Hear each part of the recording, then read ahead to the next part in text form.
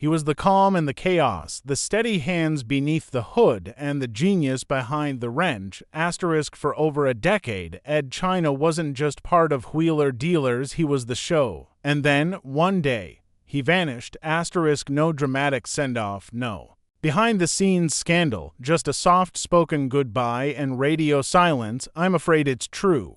I'm leaving Wheeler Dealers. Fans were shocked. Industry insiders were confused, and the internet lit up like a blown fuse. What followed wasn't just a departure, it was a disappearance.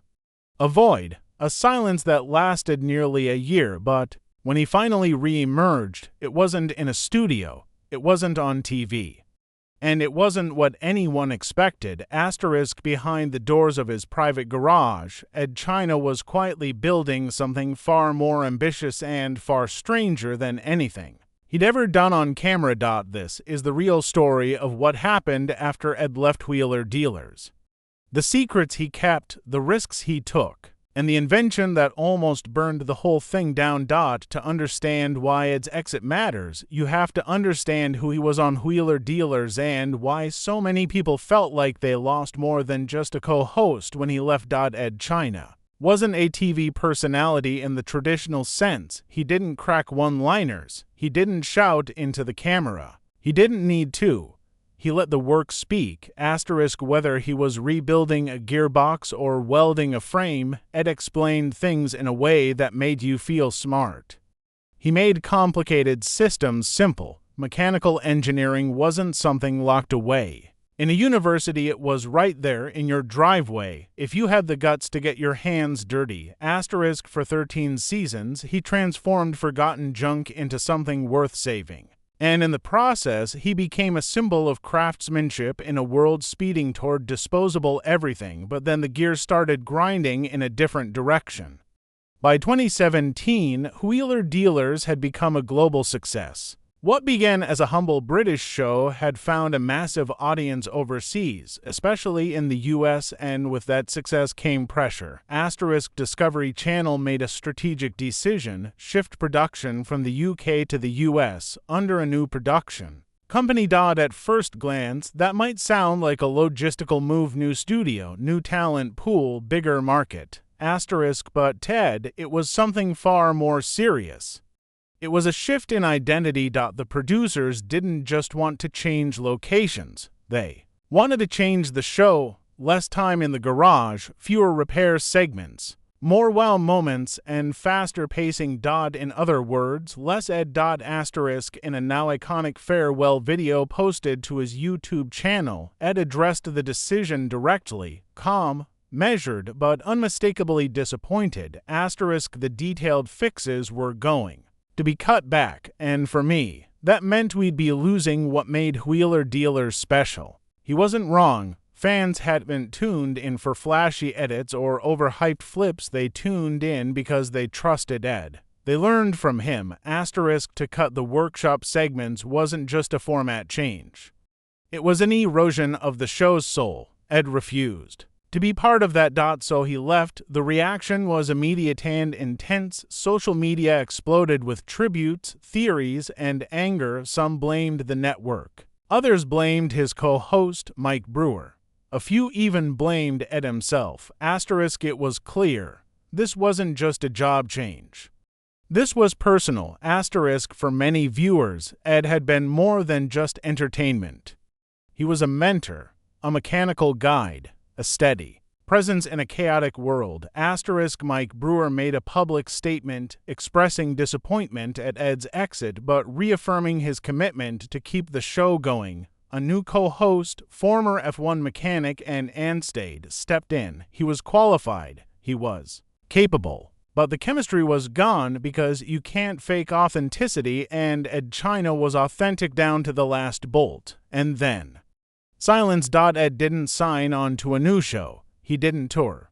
He didn't even post regularly online. He went dark for nearly a year. Edd China all but disappeared from the public eye. No interviews, no podcasts, no press releases. It was as if he had simply vanished. Speculation filled the vacuum. Had he retired? Was he burned out? Was he working on something in secret? No one knew, and Edd wasn't talking, but behind the scenes, something was happening. In the cluttered corners of a nondescript workshop on the outskirts of town, the next chapter was quietly being assembled. Unlike most former TV personalities, Edd didn't chase the spotlight. He went back to first principles, wrenches, sketchbooks, coffee-stained plans. This wasn't about branding. It wasn't about YouTube fame. It wasn't even about building a business. It was about rediscovering why he started building things in the first place. Those close to Edd described this period as a creative retreat, a detox from the production schedules, the corporate politics, and the endless need to keep the show moving. He wasn't sitting still. He was tinkering, testing, revisiting old ideas.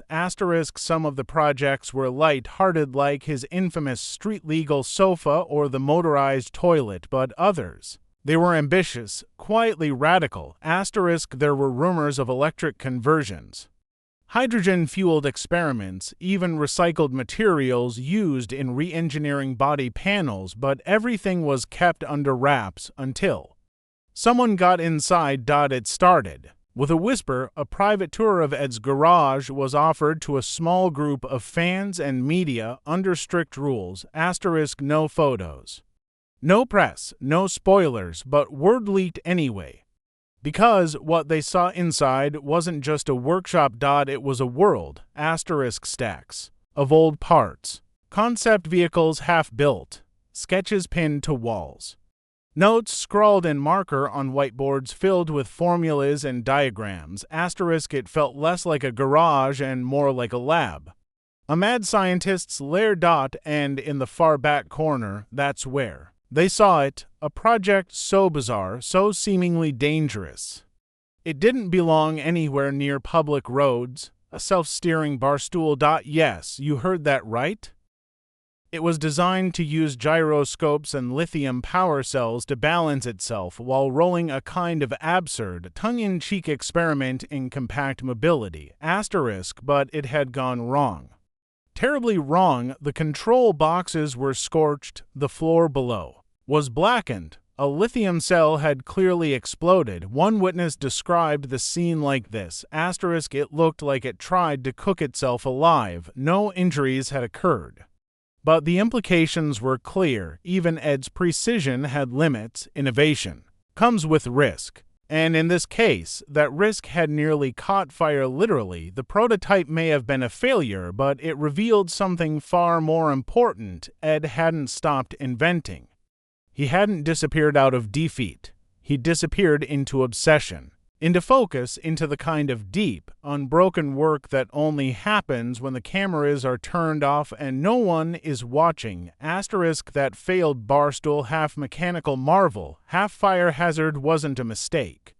It was evidence that Edd China was still searching for the limits of what was possible, still pushing, still dreaming, still building. While the rest of the automotive world chased clickbait and sponsorship deals, Edd was busy wrestling chaos into form, alone, patient, relentless. And then, without warning, he resurfaced. Not on a flashy stage or in a network promo, no corporate rollout, no dramatic teaser. Just a single upload on YouTube, quietly titled Garage Revival. Episode 1. There was no studio lighting, no intro music, no exaggerated voiceover.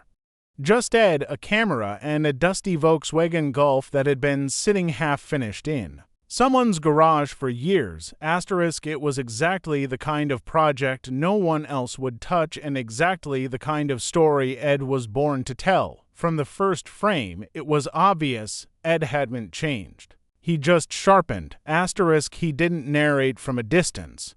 He got on his back under the car, he rolled up his sleeves, and he walked viewers through every wire, every bolt, every seized component, slowly, methodically, patiently.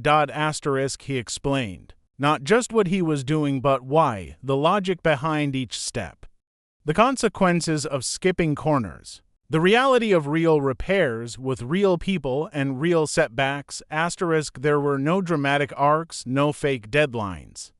Just the quiet, magnetic intensity of someone who still believed that the process was the point, and the audience responded. Asterisk within days, the first episode of Garage Revival had hundreds of thousands of views. But more than that, it had comments, thousands of them, from viewers who had been waiting, hoping, wondering, "You're back. I thought we lost you. This feels like coming home." Asterisk Garage Revival wasn't just a show, it was a reconnection. A restoration of something more fragile than metal. Trust. Asterisk episode by episode, Edd met people whose dreams had stalled. A half-finished rebuild, a beloved car buried under boxes. A project started with ambition but abandoned with regret. He wasn't just fixing cars, he was fixing momentum. Fixing belief, asterisk, and perhaps, quietly, fixing himself, asterisk, because even though Edd never spoke about it directly, there was something different behind his eyes. A softness, a weight, like a man who had come through a storm not entirely unscathed, asterisk, walking away from wheeler dealers had cost him more than anyone realized. A stable income, a global platform, a routine. And maybe even a few relationships, asterisk, but it had also given him something, space, freedom, time to think without interference, asterisk. Garage Revival wasn't flashy, it wasn't viral, but it was pure. It was Edd in his rawest, most authentic form. And it proved something vital. He didn't need a network to stay relevant. He didn't need executive producers to justify his methods. All he needed was a camera, a project, and a reason, asterisk. For a while, that was enough. But in time, the limitations of the format began to show. The Revival episodes were slow to produce. Travel was expensive. Scheduling with owners was complicated. And Edd had ideas, bigger ones that didn't fit the mold, asterisk. He didn't want to just help others finish their projects. He wanted to build again from the ground up. And this time, the blueprints were his alone, asterisk. In April of 2021, he launched a new project, no middlemen, no TV contracts. Just an idea and a title that felt like a mission statement, Edd China's Workshop Diaries. From the very first episode, the tone was different, asterisk. Gone were the domestic garages, the half-finished Volkswagens. This was Edd's world, now his private shop. His private tools, his private rules. And we were just lucky enough to be invited in, asterisk. The Workshop Diaries felt like a video journal, not a show. A weekly update from a man rebuilding his life as much as his machines, and what he chose to share. It was bold, asterisk. Electric conversions. Experimental materials. Deep dives into sustainable transport. Asterisk. He wasn't just restoring cars anymore, he was reimagining them. Testing ways to bring the character of classic vehicles into a future they were never designed for, swapping out combustion engines for electric drive trains, designing custom mounts, solving impossible engineering riddles in real time, asterisk. Some of it was beautiful. Some of it was messy. All of it was honest. Edd would fail on camera. He'd strip threads, snap bolts, get frustrated. But he never edited those moments out, asterisk, because to him, those moments were the point, asterisk. He wanted viewers to see what engineering really looked like, not the fantasy, the truth. Week after week, the channel grew, slowly, organically. Not millions of views, but meaningful ones, asterisk. People didn't just watch. They learned. They left comments asking about torque specs, power, curves, voltage regulators, and Edd responded. Sometimes with long, technical breakdowns. Sometimes with videos dedicated entirely to community questions, asterisk. What he was building now wasn't just content, it was a community. A tribe of thinkers, tinkerers, makers, and dreamers who still believed that working with your hands mattered. Asterisk. And behind the scenes, The workshop diaries became something else too, therapy, though Ed never called it that. The rhythm of the episodes, the calm narration, the sound of tools and tea kettles and dry British wit, it all carried a kind of peace. Asterisk, the show wasn't just about restoring metal, it was about restoring meaning. Asterisk, you could feel it in the way Ed would pause to explain something that didn't need explaining. Not because he thought the audience was slow, but because he believed they deserved to understand. Asterisk, because he respected them. Asterisk, in time, old fans returned. New ones arrived, and somewhere along the way, Edd China stopped being the guy who left Wheeler Dealers and became something more. Asterisk, a symbol of what happens when you walk away from everything comfortable and choose to build something real instead. Asterisk, he wasn't famous anymore. He was respected, and in the long run, that's worth more. Asterisk, as the series evolved, so did Ed's ambitions. He began collaborating with universities, testing sustainable fuels, rebuilding rare vehicles with zero sponsorship, just for the joy of it. Asterisk, and through it all, he remained grounded. Asterisk, no product placements, no forced catchphrases. Just a man in a garage trying to make sense of machines and the world around them. Asterisk, at some point, it stopped being about cars entirely. The workshop diaries became a kind of philosophical engineering series about perseverance, curiosity, ethics, and purpose. Asterisk, because Edd China wasn't trying to win. He was trying to understand, trying to pass something on. To leave behind more than just modified vehicles, but modified minds. Asterisk, by his second year on YouTube, his workshop had become a kind of digital monastery. Asterisk, a place where the rules of commerce didn't apply, where the algorithm didn't dictate the pace, where viewers came not to be dazzled, but to be reminded that intelligence still had a place in the modern world. Asterisk, the Edd China that emerged from the silence was not the same man who'd left Wheeler Dealers. He was sharper, quieter, more focused. Asterisk, he had seen what happens when creativity collides with corporate speed. He had watched quality get sacrificed for quantity. He had been told to dumb it down too many times. And he'd had enough. Asterisk, so he built a place where no one could ever say that to him again. Asterisk, time has a way of clarifying everything. What felt controversial in 2017 now feels inevitable. What seemed like career suicide, with hindsight, looks a lot like foresight. Asterisk, Edd China didn't walk away because he was burned out. He walked away because something inside him said enough compromise, enough polish, enough pretending. The fast-forwarded version of engineering was good enough for television. He chose discomfort, uncertainty, risk. Asterisk, and in doing so, he proved something most people in the entertainment industry never get the chance to prove, that integrity can outlast fame. That you can walk away from the spotlight and still be seen. Maybe even more clearly. Asterisk, what he built in the years after Wheeler Dealers wasn't just a YouTube series, it was a blueprint. For creators, for engineers, for anyone who's ever looked at a system, a show, a job, a life, and thought, this could be better. Asterisk, he didn't chase virality. He chased truth. Asterisk, because at his core, Ed isn't a host. He's a builder, a teacher, a problem solver. The kind of person who sees complexity and doesn't flinch. Who knows that even when things fall apart, especially when they fall apart, there's something worth learning. Asterisk, and maybe that's why people connect with him so deeply. Because when he explains a failed brake job or why a sensor fried itself after 20 years of service, it's never just about the car. It's about everything. About patience, precision, humility. About fixing what others gave up on. Asterisk, he never needed catchphrases or gimmicks. He had something far more powerful, clarity. Asterisk, and that clarity has turned his workshop into something few garages ever become, a sanctuary.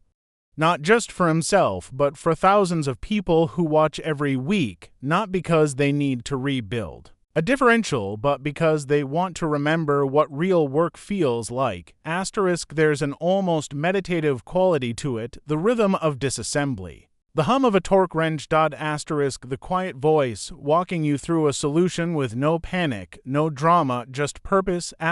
For many viewers, Workshop Diaries has become a ritual.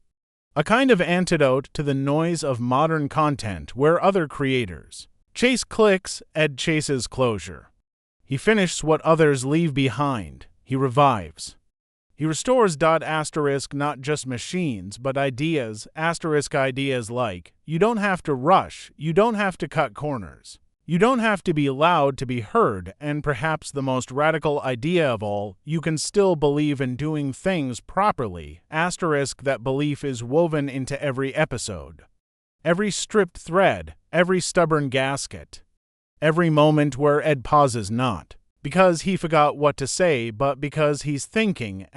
He thinks on camera, and that's rare. In a media landscape built on performance, Edd China remains defiantly unperformed. Still methodical, still calm, still unwilling to trade depth for speed. And it shows. Watch any Workshop Diaries comment section and you'll find engineers, hobbyists, students, and retirees all speaking the same language. Respect. They don't just admire what Edd does, they feel invited into it. Like maybe, just maybe, they can do it too. That's what made Edd China a legend, not the cars, not the gadgets, not the world records, but the way he made engineering human, accessible, unpretentious. In the hands of someone else, this story might have ended with his exit from television, a long fade into obscurity. Whatever happened to, but Edd didn't fade. He focused. He didn't pivot to lifestyle vlogs or product sponsorships or the usual post-TV hustle. He just kept working, quietly, meticulously, relentlessly. And over time, that quiet work spoke louder than any PR campaign ever could. Even now, as the Workshop Diaries continues into its 4th year, Edd isn't chasing scale. He's chasing quality, still restoring, still explaining, still inventing. He's tested new materials that could reduce vehicle weight by 60%. He's showcased regenerative braking systems retrofitted onto classic cars. He's even built bespoke tools from scratch just to solve one specific problem, and he shares it all. No gatekeeping, no marketing angle. Just a man with a camera and a mind that won't stop asking questions. There's something beautiful in that. Something rare. Because let's face it, most people don't walk away from a hit show unless they're forced to. Unless they burn out, or get replaced, or implode. Edd China walked away at the peak on purpose because something told him the truth was more important than the brand. And now, years later, his gamble has paid off. Not in money, not in fame, but in meaning. He's built a legacy out of how he builds. And if you step back and look at it all, from the street-legal sofas, to the workshop fire that nearly ended everything, to the precise hand-drawn schematics taped to the walls of his garage, it all tells one story. This is a man who never stopped believing that understanding something deeply is better than pretending you do. That the real satisfaction doesn't come from applause. It comes from solving a problem no one else saw coming. And from showing others how to do the same. Today, Edd's not chasing reinvention. He is reinvention. He's what happens when you choose craft over clout, patience over performance, truth over trends. He didn't just leave a show. He built a better one. And maybe the most powerful part of it all, he did it without ever raising his voice. In a world that moves fast and breaks things, Edd China slows down and fixes them.